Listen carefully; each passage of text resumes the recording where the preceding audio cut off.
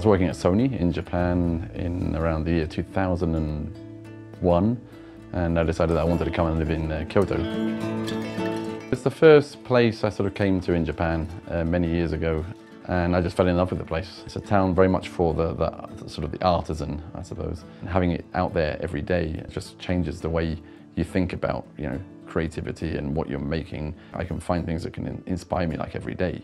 I thought, well, if I'm going to come all the way down to Kyoto from Tokyo, I want to start my own company, so that's one of my childhood dreams, so I did it.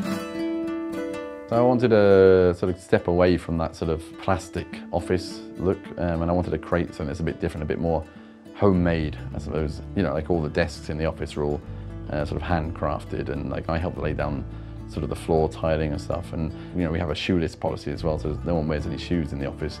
We've always had this kind of a mix of the good things about sort of especially the Kyoto lifestyle, and the good things about the Western lifestyle as well, sort of combining the two. Getting a nice hybrid, sort of a comfortable kind of hybrid has been one of our goals.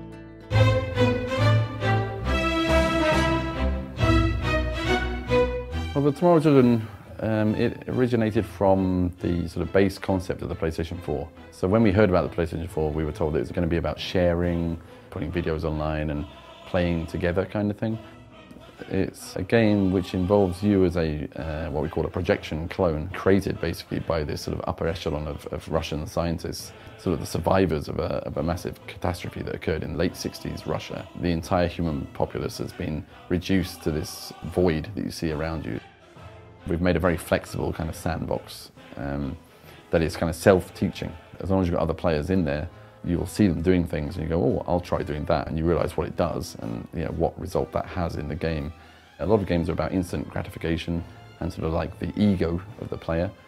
And ego is very important in games because it's a fantasy, but I wanted to try and remove a bit of that and make it a little bit more about us rather than just me.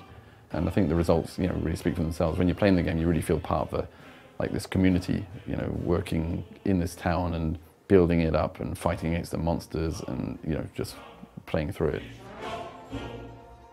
これまでソーシャルゲームというものがいろいろたくさん出てきたんですけど、ソーシャルとは言いつつも、みんな自分の目的のためにしかプレイしてなかったゲームが多かったと思うんですけど、今回この「トゥモロー・チルドレン」では本当にプレイヤー同士が一つの世界の中でつながって遊ぶという本当の意味でのソーシャルゲームになっているんじゃないかというところで、一言で表すとソーシャルアクションゲームと呼んでいます。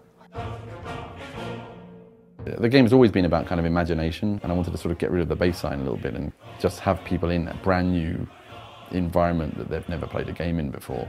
When you go into the game, you kind of feel a sense of communal whole. I think that's a different feeling to quite a lot of other games.